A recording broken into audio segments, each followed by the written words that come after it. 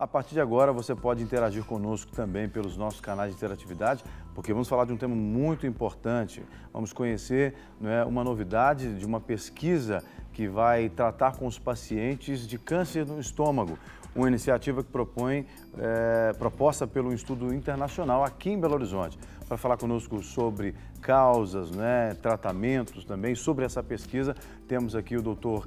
André Márcio Murad, que é professor e coordenador da disciplina e do Serviço de Oncologia do Hospital das Clínicas da UFMG, do Centro de Oncologia do Hospital Life Center e do Senantron, que é o Centro Avançado de Tratamento Oncológico. Doutor André, tudo bem? Seja bem-vindo. Obrigado, pastor. Bom dia. Bom tê-lo conosco, viu? Obrigado. Bom, câncer de estômago, eu particularmente ouço falar pouco e quase nunca tratei do assunto, mas é um câncer muito frequente ou não? Porque a gente vai falar muito, por exemplo, nós estamos entrando no mês conhecido como Outubro Rosa por causa do câncer de mama. É um mês que foi eleito para incentivar a prevenção do câncer de mama. Então, câncer de mama, câncer de próstata são bastante conhecidos. O câncer de estômago, qual é a proporção que atinge a população brasileira? O câncer de estômago é muito importante, pastor. Nós, eventualmente, quando falamos de câncer de estômago, nós achamos que não é um tumor frequente, mas é. Nós temos aí em torno de 21 mil novos casos no Brasil por ano. E a mortalidade também é elevada, em torno aí de 13 mil pessoas que morrem por ano. Uau. Então, eu diria que está entre os 5 tumores principais que nós temos no Brasil. Mais frequentes, então. Mais frequentes e que mais matam. Agora, qual que é ou quais são as principais causas para esse câncer? Bom, para causar o câncer de estômago, nós temos 3 pilares. Em primeiro lugar é a má alimentação. Uma alimentação principalmente rica em proteína animal, ou de carne, ou de queijos, que passa por um processo artificial de conservação. Então, salgados, defumados, embutidos, enlatados, ou através de produtos químicos, conservação química. Então, nós temos, por exemplo, a carne de sol, que é muito comum a ingestão, inclusive no norte de Minas, etc. O bacon, os queijos curados, queijos defumados. Então, esses produtos, eles devem ser evitados. Por quê? Porque toda vez que você conserva a proteína animal artificialmente, você transforma o nitrato desse produto em nitrito e nitrita e nitrosamina. E nitrosamina é uma substância altamente cancerígena. A nicotina é um tipo de nitrosamina do cigarro, por exemplo. Sim. Então, esse tipo de alimentação, ela provoca câncer de estômago.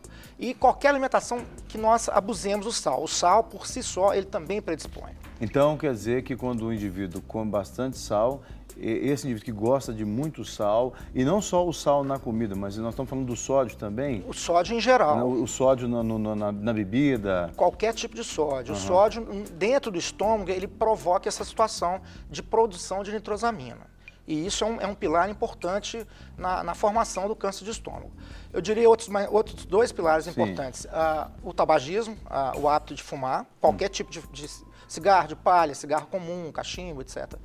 E o terceiro pilar é uma bactéria, que chama Helicobacter pylori, que às vezes, a maioria das vezes as pessoas têm e não percebem que tem. Que é conhecido como H. pylori? H. pylori, Essa exatamente. bactéria também pode gerar câncer de estômago? Não há dúvida que ela causa câncer de estômago. Dentre outras coisas que ela provoca, como por exemplo úlcera, como por exemplo gastrite, ela também provoca câncer.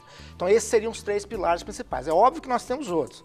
Por exemplo, a predisposição genética. Existem doenças genéticas que predispõem, mas essa é a minoria, em torno de 10, 15%. A grande maioria nós é que causamos. Sim. Com má alimentação, com o excesso de sal, com o cigarro e de não tratar a bactéria. Nós sabemos hoje que nós ainda não temos vacina para a bactéria, poderemos ter, teremos no futuro. Mas por enquanto, as pessoas que têm essa bactéria, o ideal é que se erradique, que se elimine essa bactéria. Então, eu ouvi dizer uma vez que a H. pylori, grande parte da população a tem e não tem conhecimento disso. Não tem conhecimento. Mas o que ela gera na pessoa? Porque é claro que o nosso assunto aqui é o câncer do estômago, mas se a bactéria causa o câncer, podemos pensar um pouco sobre essa bactéria. O que ela produz na pessoa para ela saber se tem ou não? Bom, se ela, junto com a bactéria, ela tem a úlcera também é causada pela bactéria, a pessoa vai ter a queimação, vai ter azia, vai ter dor de estômago, vai ter má digestão. Mas a questão é que muitas vezes a pessoa não tem nada, ou tem sintomas que normalmente não são considerados. Então, o que eu oriento? Aquelas pessoas que têm câncer de estômago na família, elas devem fazer... Existe um teste simples, chamado teste respiratório, em que há detecção da bactéria. E se essa pessoa tiver a bactéria, ela deve erradicar, ela deve eliminar. Qual que é o profissional que identifica isso? Normalmente é um clínico, um gastroenterologista, esses são os profissionais. Não precisa nem fazer aquele exame da câmera, da gastro... A endoscopia. Para o diagnóstico da bactéria, não. Sim. Você vai rastrear, por exemplo, os familiares. Por exemplo, tem um caso ou 2 casos de câncer de estômago na família.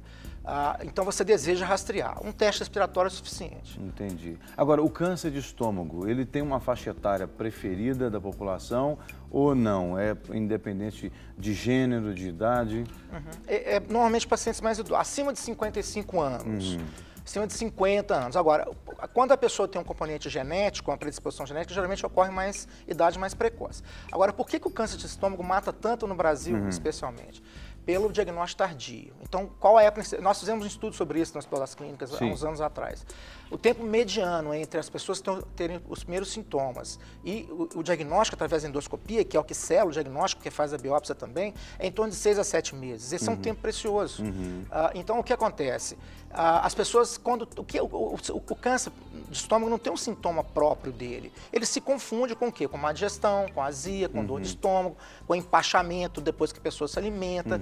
Então, o que essas pessoas fazem? Ao invés de procurar um médico, pastor, elas vão e se automedicam. Esse é o grande problema no Brasil. Toma um efervescente... Antiácidos, medicamentos que aumentem, que diminuam a acidez do estômago. Isso mascara, porque o câncer, muitas vezes, ele se ulcera, ele forma uma ulceração. Isso se comporta como uma úlcera de estômago. Então, se você automedica, o que você faz? Você some com sintomas. Então, a chave para o diagnóstico é perdida.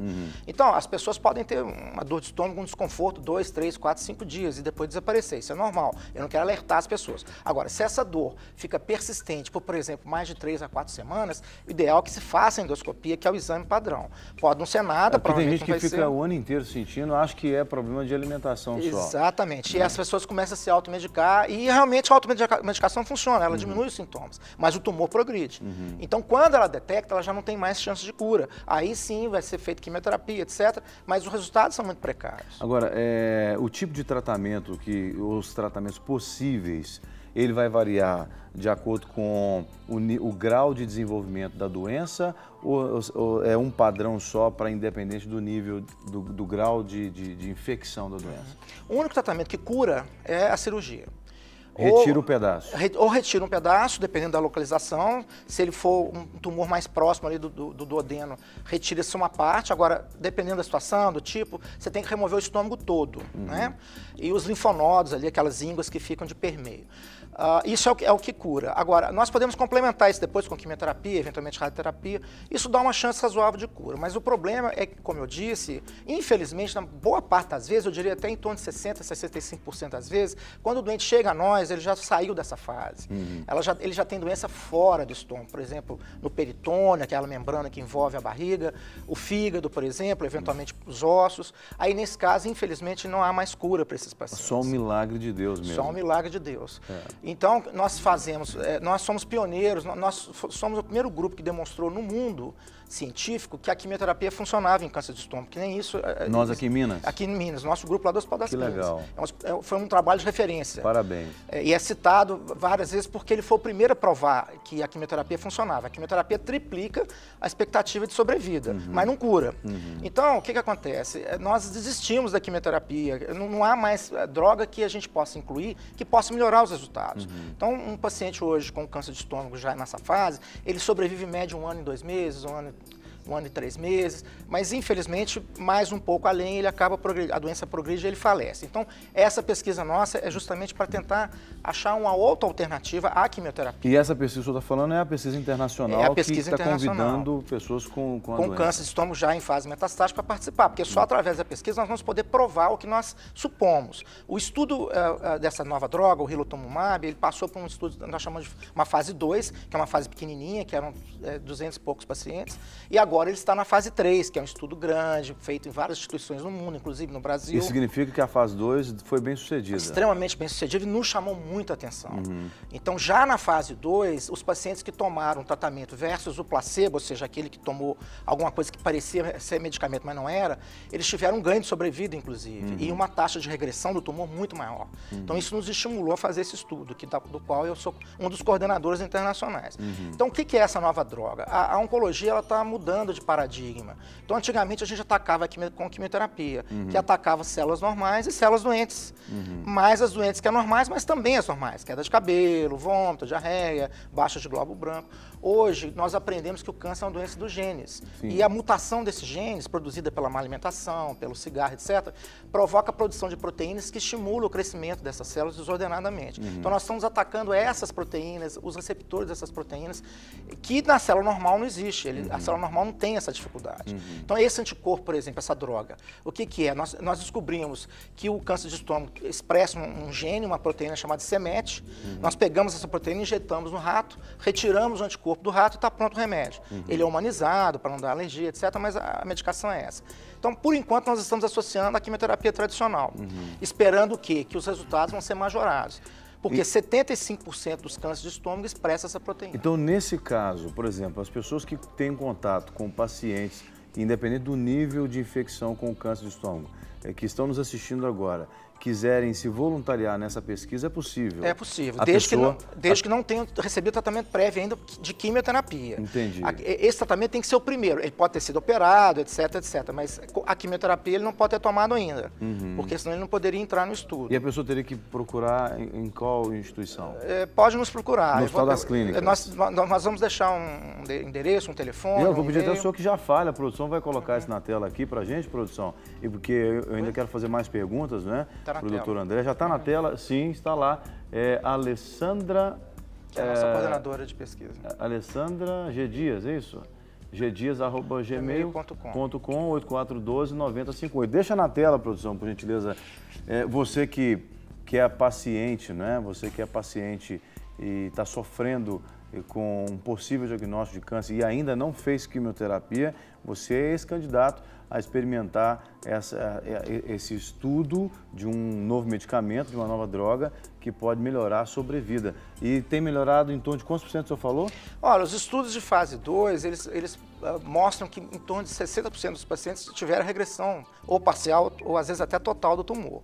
E a sobrevida foi incrementada aí em torno de 3, 4 meses a mais do que a expectativa. É um estudo pequeno. Então, agora, é importante dizer para as pessoas que ela fala, bom, mas e se eu for sorteada e cair no placebo? Mesmo que ela caia no placebo, ela vai receber a melhor quimioterapia disponível gratuitamente. Isso aqui é importante. Então, ela não perde nada, ela pode não ganhar o benefício, mas o tratamento será feito como se ela fosse se tratar em outro local que não tivesse a pesquisa. Então, ela não tem nenhuma ou um tratamento ou outro ela vai receber gratuitamente. Gratuitamente. E ela tem a chance de 50% de receber, além do tratamento tradicional, essa medicação experimental, que nós temos uma expectativa, nós não podemos provar ainda, porque não tem resultado, mas que ela vai ser um diferencial positivo. Então, só para ficar claro, pessoal de casa, se vocês tiverem, por exemplo, 100 voluntários, vocês vão sortear entre os 100, 50 vai ter o tratamento convencional, 50 a nova droga. Exato. Né? Vai ser um sorteio exatamente para não haver nenhum ninguém vai saber. Eu não sei o que eu estou dando e o doente não sabe o que está recebendo. Entendi. Isso chama duplo cego. Isso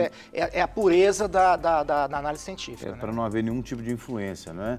E aí os resultados serão apresentados para a comunidade científica exatamente para que mais pessoas sejam poupadas, né? Porque o câncer é uma situação muito terrível. Dramática. Aliás, uma das doenças que mais aterrorizam o ser humano, né? E é a segunda doença que mais mata. Pois é. Então agora, para a gente já caminhar para o fechamento do nosso bate-papo, quem está em casa e, graças a Deus, não tem ainda nenhum diagnóstico disso, né, do câncer, e também, se Deus quiser, não vai ter, mas precisa se cuidar. O que o senhor recomenda, então, falando da questão da alimentação, que o senhor já citou também, não é? São 5 pilares, vamos lá, que causam 75% a 80% dos casos de câncer. Dieta saudável, as pessoas têm que aprender a comer bem, legumes, verduras, frutas, grãos, que têm fatores protetores. Menos sal. Menos sal, menos gordura animal, menos proteína animal, menos enlatados, embutidos, alimentos industrializados, alimentos artificiais, conservantes, acidulantes, etc. Comer mais carne branca, mais peixe, principalmente, que tem ômega 3. Então, a dieta é importantíssima. O sedentarismo. Hoje nós sabemos que o exercício físico não é só fim de semana, é um exercício regular. Ele previne vários tipos de câncer, né, inclusive de mama, né? Terceiro, combater a obesidade. As pessoas que têm sobrepeso e obesidade, elas têm 40% mais risco de câncer. Não fumar, né? O ideal é não beber, ou se for beber de forma extremamente moderada e sempre fermentado, não destilado, né? O sol, exposição excessiva ao sol e procurar um médico. As pessoas no Brasil têm mania de se automedicar. Não pode, não deve. Tem sintoma, procure o seu profissional e ele vai te orientar da forma mais adequada. Tá, eu vou pedir então que a professora coloque mais uma vez aqui os contatos que foram trazidos pelo Dr. André. Está aí na tela o e-mail alessandragdias@gmail.com, 8412-9058, não é isso, produção? A televisão está longe de mim aqui, eu não sei se é isso que eu enxerguei, 9058, final, não é? E você pode entrar em contato se por acaso você conhece alguém ou até mesmo você que nos assiste recebeu um possível diagnóstico de câncer no estômago. Você pode entrar em contato nesses canais que aparecem na sua tela, porque você pode receber um tratamento, vai receber um tratamento gratuito, mas pode ser esse novo tratamento, né? Se você for ali sorteado para esse novo tratamento, para que você consiga melhorar a qualidade de vida e vença o câncer em nome de Jesus. E nós oramos, olha, eu quero abençoar o senhor, doutor André, como representante da comunidade médica que está lutando para a cura, para que Deus dê sabedoria a vocês, inteligência e, acima de tudo, sensibilidade à voz de Deus para que vocês consigam ajudar as pessoas, porque Ele dotou vocês com dons e talentos para que vocês realmente ajudem as pessoas. Amém, pastor, em nome de Jesus. Muito obrigado.